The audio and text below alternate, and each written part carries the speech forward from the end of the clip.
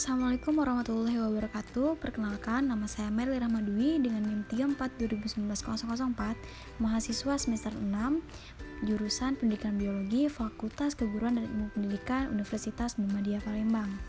Nah, jadi dalam hal ini saya membuat video dalam rangka untuk memenuhi tugas mata kuliah validitas dan reliabilitas, yaitu mengenai uji validitas dan reliabilitas menggunakan aplikasi Winstep.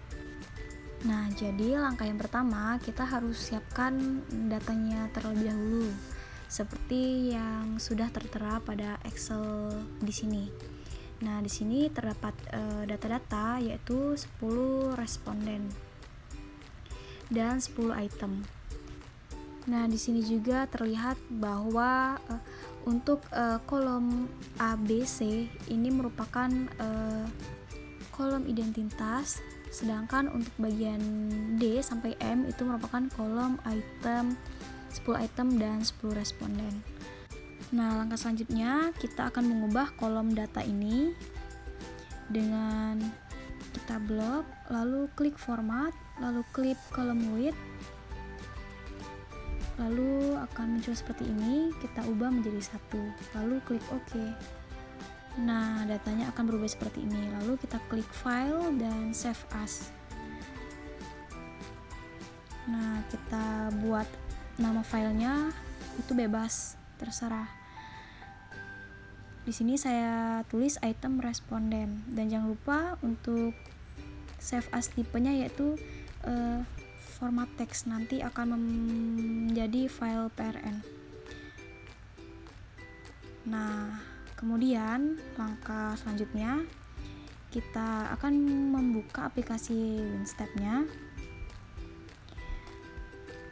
Nah, nanti akan muncul seperti ini. Kita klik Control Data Setup.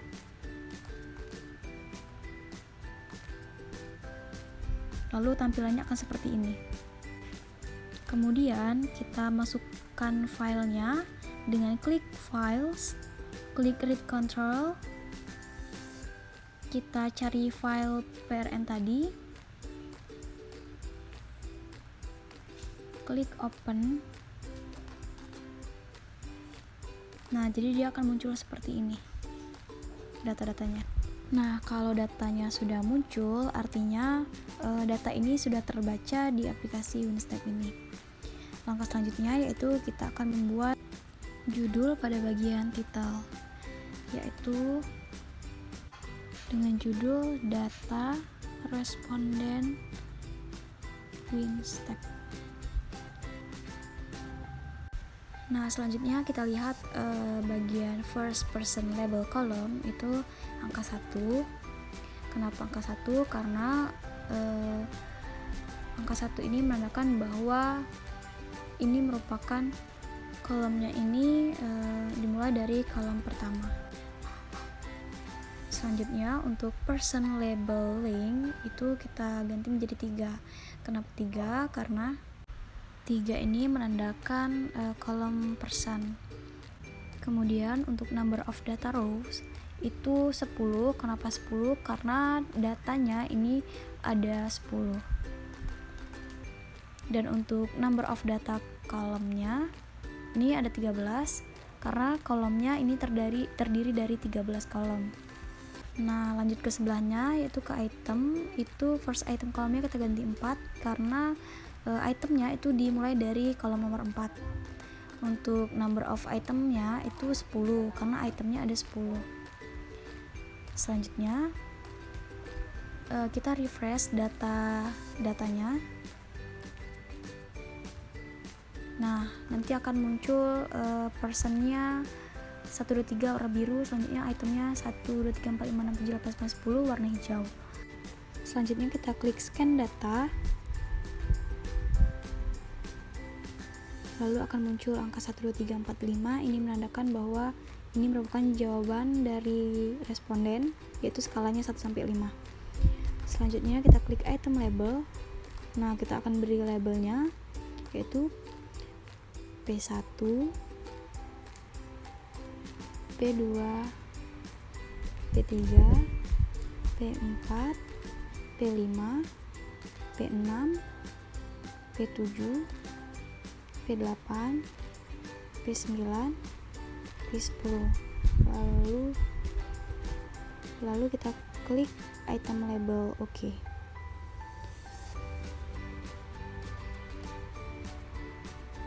Nah, nanti pada kolom label itu labelnya tadi yaitu P1 sampai P10. Nah, langkah selanjutnya yaitu kita klik mini step, klik save control with data file. Kita simpan file ini, save. Untuk file namanya bebas ya.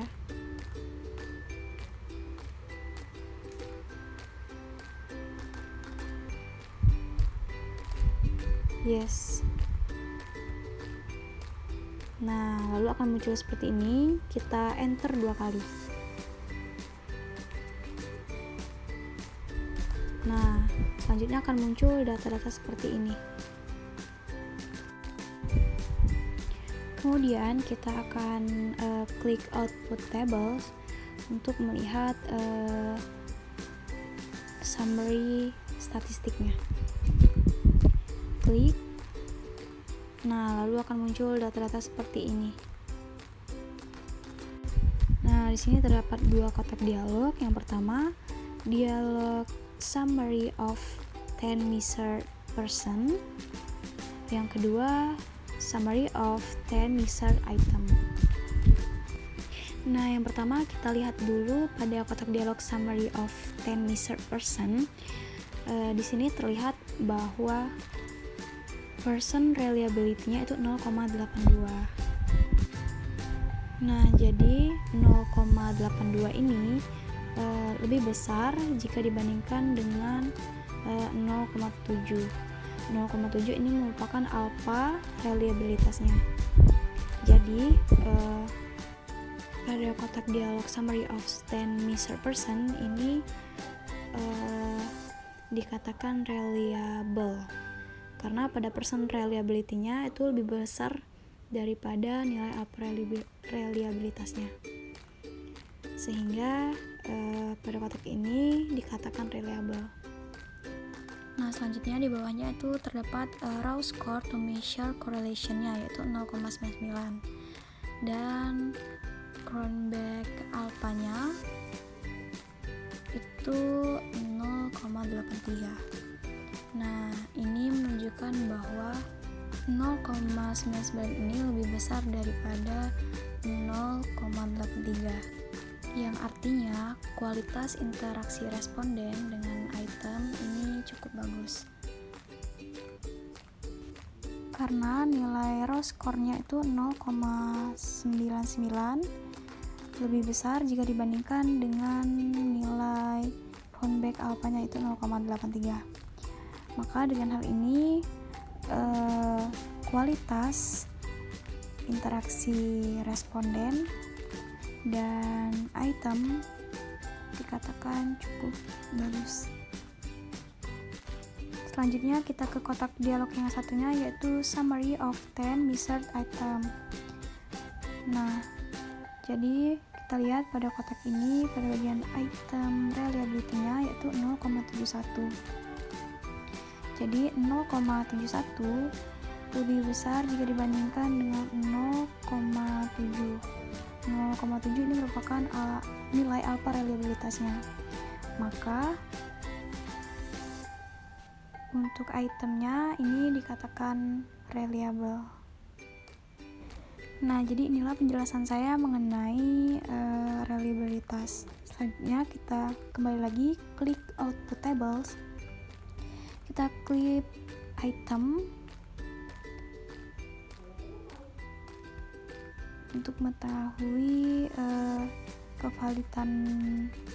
kevalitannya. Nah, akan muncul seperti ini. Nah, selanjutnya kita akan interpretasikan nilai misfit order ini dengan ambang batas penerimaan nilai yang sudah saya buat. Suatu instrumen dikatakan valid atau tidak tergantung ambang batas penerimaan nilainya. Di sini sudah tertera terdapat outfitment square atau MNSQ, di mana ambang batas penerimaan nilainya yaitu minimal 0,5 dan maksimal 1,5. Artinya tidak boleh lebih kecil dari 0,5 dan tidak boleh lebih besar dari 1,5. Nah, selanjutnya untuk outfit Z standar atau ZSTD yaitu minimal min 2,0 dan maksimal 2,0. Artinya tidak boleh lebih kecil dari min 2 dan tidak boleh besar dari 2. Yang terakhir yaitu output point value correlation yaitu minimal 0,4 dan maksimal 0,85. Artinya tidak boleh lebih kecil dari 0,4, tidak boleh lebih besar dari 0,85. Nah, di sini juga sudah disiapkan garis bilangan untuk membantu kita nanti akan menentukan nilai MNSQ dan ZSTD serta correlation-nya. Nah, dengan garis bilangan ini akan mempermudah kita untuk menentukan valid atau tidak suatu item. Nah, yang pertama itu item P4. Nah, pada item P4-nya untuk outfit MNSQ-nya yaitu 2,04. Nah, 2,04 ini kita letakkan pada garis bilangan tadi. Kita letakkan di sini berarti 2,04. Artinya 2,04 ini melebihi ambang batas penerimaan nilai di mana minimal 0,5 dan maksimal 1,5. Selanjutnya kita lihat outfit ZSTD-nya yaitu 1,83. Kita letakkan pada garis bilangan ambang batas ZSTD, berarti kita letakkan di sini.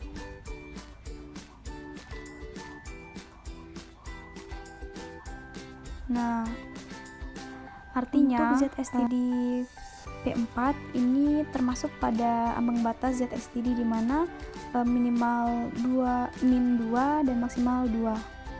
Artinya 1,83 ini masuk pada ambang batas penerimaan nilai ZSTD-nya.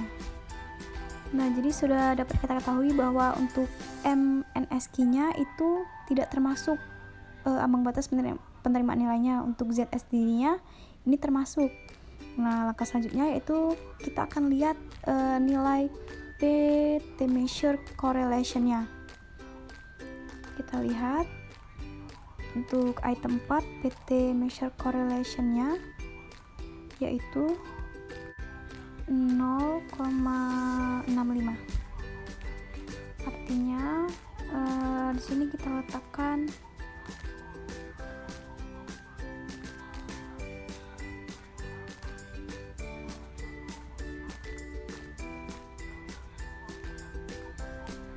di sini 0,65. Nah, artinya 0,5 ini di antara 0,4 dan 0,85. Artinya untuk item P4 ini dikatakan valid karena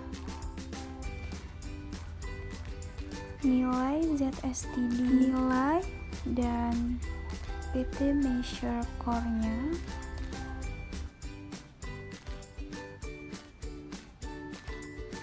masuk dalam ambang batas penerimaan nilai.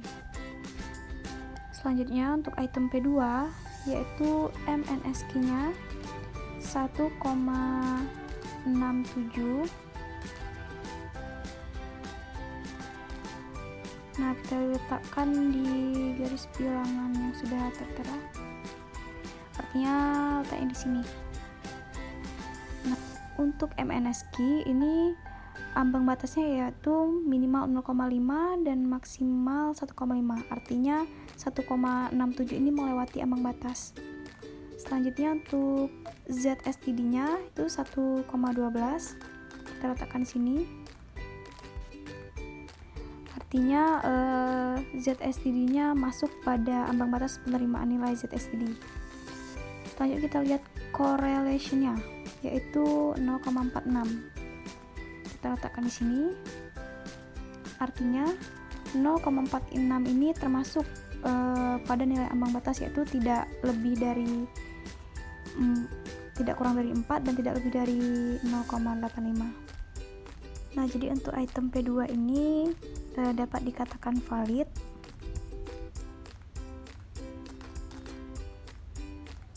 karena nilai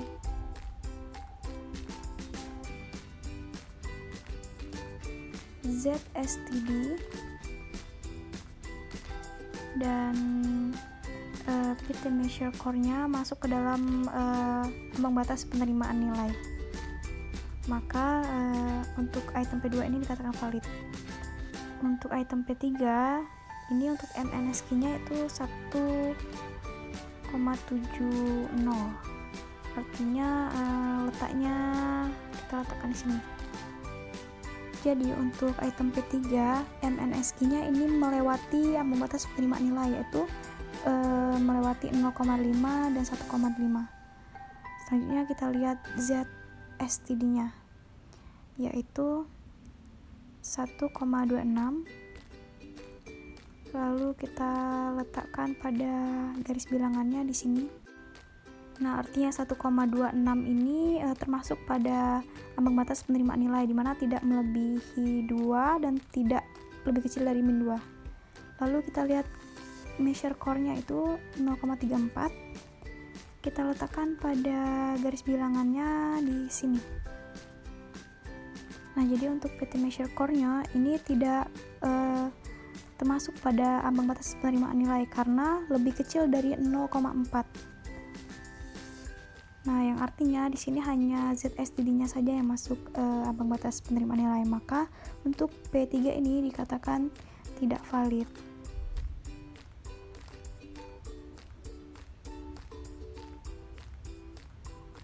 Karena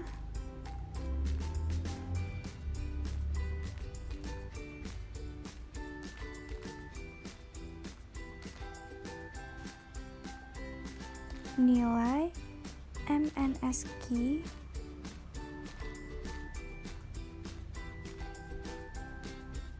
dan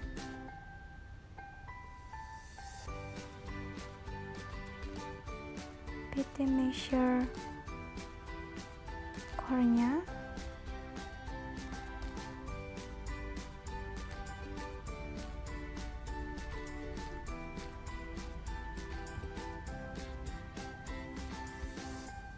tidak termasuk nilai ambang batas atau melewati ambang batas penerimaan nilai. Selanjutnya item P1, outfit MNSQ-nya itu 1,41. Artinya letaknya kita letakkan di sini. Yang artinya 1,41 ini tidak lebih kecil dari 0,5 dan tidak lebih besar dari 1,5. Artinya MNSQ-nya masuk pada ambang batas penerimaan nilai. Selanjutnya kita lihat ZSTD-nya, yaitu 0,76. 0,76 letaknya di sini. Yang artinya 0,76 itu lebih besar dari min 2 dan lebih kecil dari 2. Artinya ZSTD-nya termasuk pada ambang batas penerimaan nilai ZSTD. Maka P1 ini dikatakan valid karena nilai MNSQ dan ZSTD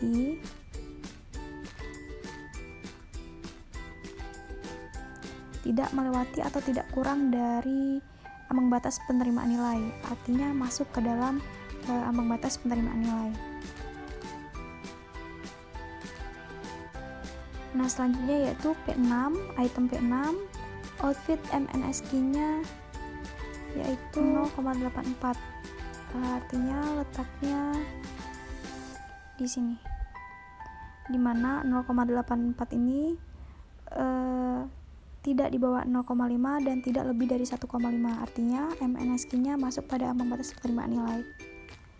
Selanjutnya kita lihat ZSTD-nya, yaitu 0,5. min 0,08.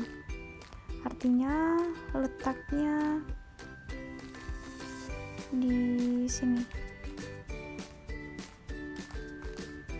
dimana min 0,08 ini tidak lebih kecil dari min 2 dan tidak besar dari 2. Artinya min 0,8 ini ZSTD-nya masuk pada ambang batas penerimaan nilai.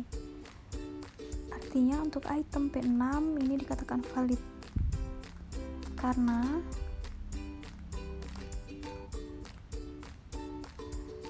nilai MNSQ dan ZSTD-nya ini masuk ke dalam ambang batas penerimaan nilai. Selanjutnya yaitu item P10, MNSQ-nya yaitu 0,75. Artinya letaknya di sini. Artinya 0,75 ini tidak kurang dari 0,5 dan tidak lebih dari 1,5. Artinya MNSQ-nya masuk pada ambang batas penerimaan nilai.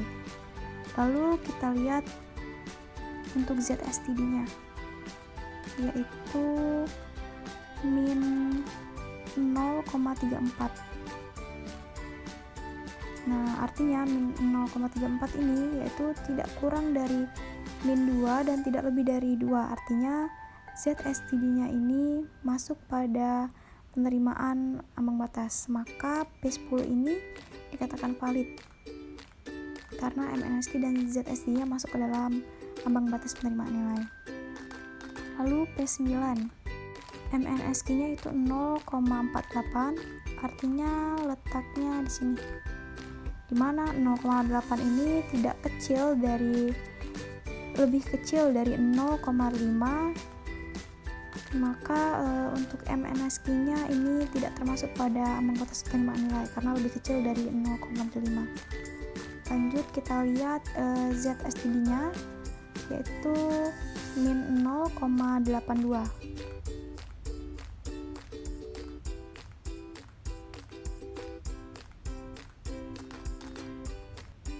Yang artinya P9 ZSTD-nya ini termasuk pada ambang batas penerimaan nilai ZSTD-nya. Lalu kita lihat ZSTD-nya. ZSTD-nya nilai correlation-nya itu 0,82. Artinya 0,82 ini di bawah 0,85, dimana artinya 0,82 ini masuk pada ambang batas penerimaan nilai PT measure correlation-nya. Artinya dikatakan valid karena nilai ZSTD dan PT measure core-nya masuk ke dalam ambang batas penerimaan nilai.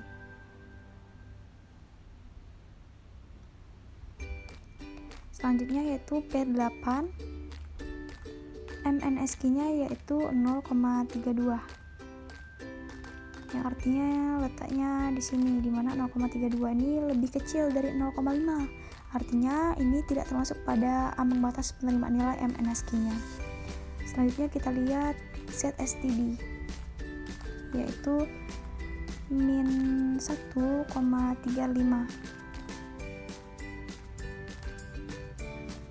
Artinya min 1,35 ini letaknya di sini, dimana min 1,35 ini lebih kecil dari min 2, maka ZSTD-nya tidak termasuk ambang batas penerimaan nilai. Selanjutnya kita lihat correlation-nya, yaitu 0,83. Artinya letaknya di sini.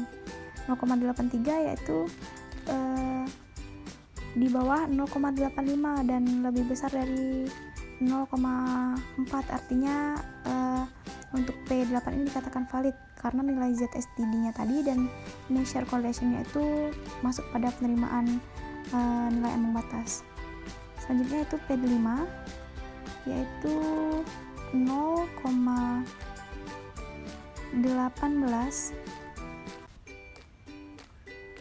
Letaknya di sini. 0,18 ini lebih kecil dari ambang batas penerimaan nilai, yaitu lebih kecil dari 0,5. Artinya MNSQ P5 ini tidak termasuk pada ambang batas penerimaan nilai. Lalu kita lihat ZSTD-nya, yaitu min 1,86.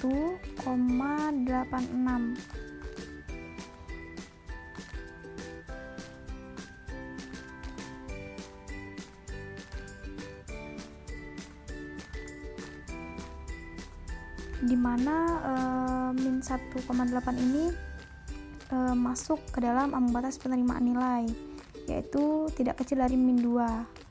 Lalu kita lihat correlation-nya, yaitu 0,80. Artinya untuk PT measure-nya ini masuk karena tidak lebih besar dari 0,85. Artinya untuk P5 ini dikatakan valid. Selanjutnya P7, yaitu MNSQ-nya 0,18, sama seperti yang P25 tadi, dan ZSTD-nya juga min 1,86. Untuk itu correlation-nya juga sama, yaitu 0,80. Jadi artinya P7 ini dikatakan valid karena nilai ZSTD dan PT measure correlation-nya itu masuk ke dalam nilai ambang batas. Nah, jadi inilah penjelasan saya mengenai uji validitas dan reliabilitas menggunakan aplikasi WinStep. Mohon maaf apabila terdapat kekurangan. Saya akhiri. Wassalamualaikum warahmatullahi wabarakatuh. See you next video.